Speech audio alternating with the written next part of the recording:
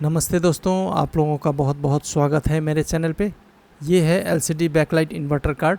इस कार्ड का बारे में थोड़ा बहुत मैंने आप लोगों को पहले ही बता दिया है। जिन्होंने भी इस कार्ड का पहला वीडियो नहीं देखा है वो मेरे चैनल पे जाकर देख सकते हैं। तो आज मैं इस कार्ड के बारे में और बताऊंगा, साथ में आप लोगों को इस कार्ड का एक हैक बताऊंगा जिससे आप इस कार्ड को शॉर्टकट ऑन कर सकते हैं।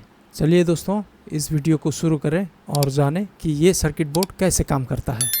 तो दोस्तों, जैसे कि मैंने आप लोगों को इस वीडियो का पहला भाग में इस सर्किट बोर्ड का जैक सॉकेट के बारे में बताया था कि ये जैक सॉकेट क्या काम करता है और इस जैक सॉकेट से क्या क्या वोल्टेज और सिग्नल इनपुट आउटपुट होता है।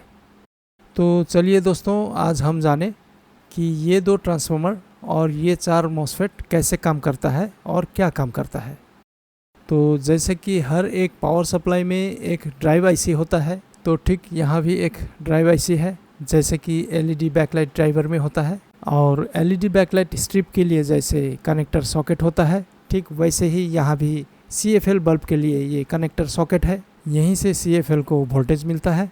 जैसे कि एलईडी स्ट्रिप का सॉकेट में 2 पिन होता है, ठीक वैसे ही इस सॉकेट में भी 2 पिन है और इस सॉकेट में भी 2 पिन है। लेकिन इन सॉकेटों में जो 2 पिन है वो थोड़ा अलग है, जिससे कि जानना ज़रूरी है। जैसे कि आप लोग यहाँ देख पा रहे होंगे, इन सॉकेटों में 2 पिन है। आप लोग ध्यान से देखिए, ये जो राइट साइड में सॉकेट है, इस सॉकेट में 2 पिन है और इस सॉकेट में भी 2 पिन है। तो दोस्तों, आप लोगों को कंफ्यूज नहीं होना है। ये जो सॉकेट में 2 पिन है ये एक्चुअली में एक ही ट्रैक में जुड़ा हुआ है। इस सॉकेट में जो 2 पिन है एक्चुअली में ये 2 पिन एक ही ट्रैक का साथ जुड़ा हुआ है और इस सॉकेट का 2 पिन भी आपस में जुड़ा हुआ है। तो ये जो सॉकेट है, ये सॉकेट सीएफएल बल्ब का एक साइड के लिए है और ये सॉकेट सीएफएल बल्ब का दूसरा साइड के लिए है।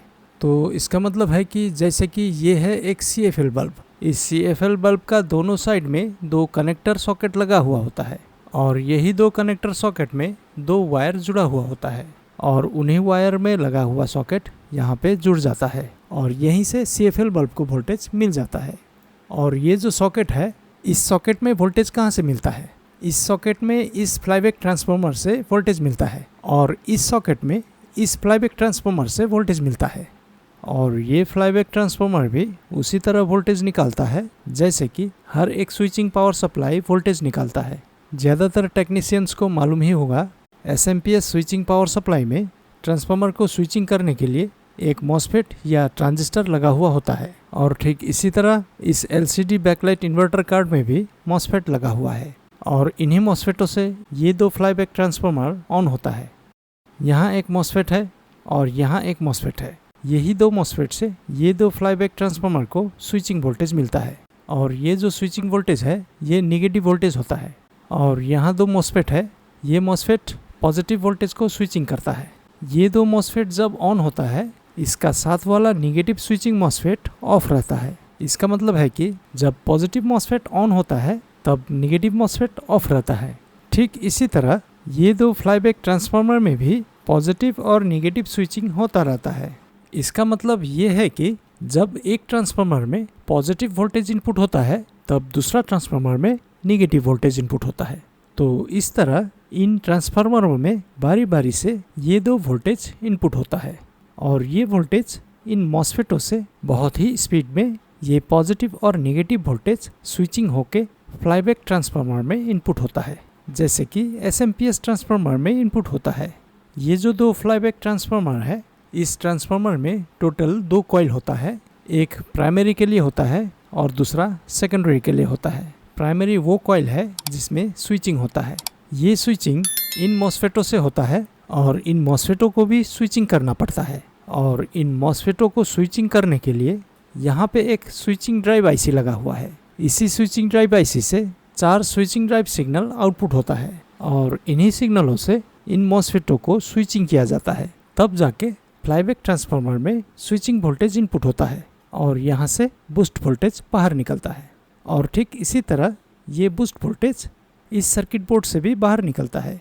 इस सर्किट बोर्ड में ढेर सारा ट्रांसफार्मर देखने को मिल जाता है, लेकिन सिर्फ यही 2 ट्रांसफार्मर एक सीएफएल बल्ब को जलाने के लिए यूज किया जाता है। जैसे कि ये 2 पॉइंट है, ये 2 पॉइंट अलग अलग ट्रांसफार्मर का साथ जुड़ा हुआ है। ये दो ट्रांसफार्मर के साथ, और ठीक वैसे ही ये दो पॉइंट ये दो ट्रांसफार्मर का साथ जुड़ा हुआ है। फिर से वैसे ही ये दो पॉइंट ये दो ट्रांसफार्मर के साथ जुड़ा हुआ है, और फिर वैसे ही ये दो पॉइंट भी ये दो ट्रांसफार्मर के साथ जुड़ा हुआ है।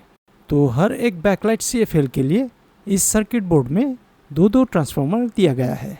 तो जैसे कि ये दो पॉइंट के लिए दो ट्रांसफार्मर, ये दो पॉइंट के लिए दो ट्रांसफार्मर, ये दो पॉइंट के लिए दो ट्रांसफार्मर, और ये दो पॉइंट के लिए दो ट्रांसफार्मर।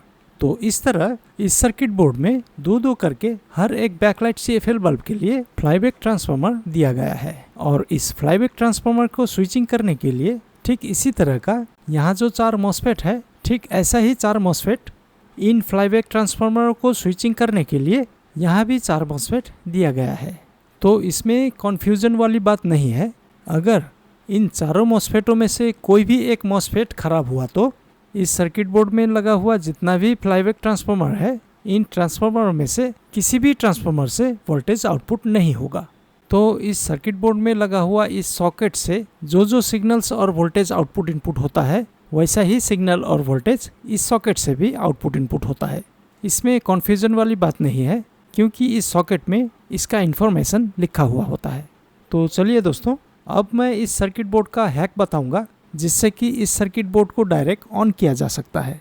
तो जैसे कि मैंने इस वीडियो का पहला भाग में बताया था, अगर कभी भी बैकलाइट CFL बल्ब में या इस सर्किट बोर्ड में प्रॉब्लम होता है तो क्या होता है, अगर CFL बल्ब में या सर्किट बोर्ड में कुछ प्रॉब्लम होता है तो यहाँ एक स्टेटस पिन है। इस स्टेटस पिन का वोल्टेज हाई हो जाता है। नॉर्मली इस स्टेटस का वोल्टेज 0 होता है।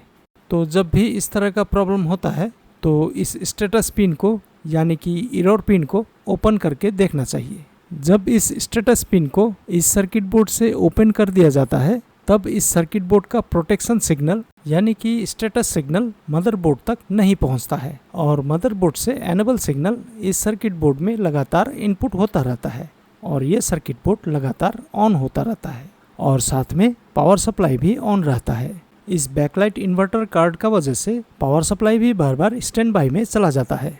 ये कार्ड खराब हो जाने से टीवी का प्रॉब्लम बड़ा लगता है, तो जल्दी सॉल्यूशन का पता नहीं चलता है। तो इसलिए इस स्टेटस पिन को या एरर पिन को ओपन करके टीवी को ऑन करके देखना चाहिए। अगर टीवी ऑन होता है इस स्टेटस पिन को ओपन करने के बाद, तो ये कन्फर्म हो जाता है कि बैकलाइट में या बैकलाइट इन्वर्टर कार्ड में प्रॉब्लम है। तो इस उपाय को करने से एक बहुत बड़ा समस्या दूर हो जाता है। तो दोस्तों, ये वीडियो आप लोगों को कैसा लगा, कमेंट, लाइक और शेयर कीजिएगा। जिन्होंने भी अभी तक इस चैनल को सब्सक्राइब नहीं किया है वो जल्दी से सब्सक्राइब कर ले, ताकि आने वाले दिनों में इससे भी अच्छा वीडियो इस चैनल पे आने वाला है। धन्यवाद दोस्तों।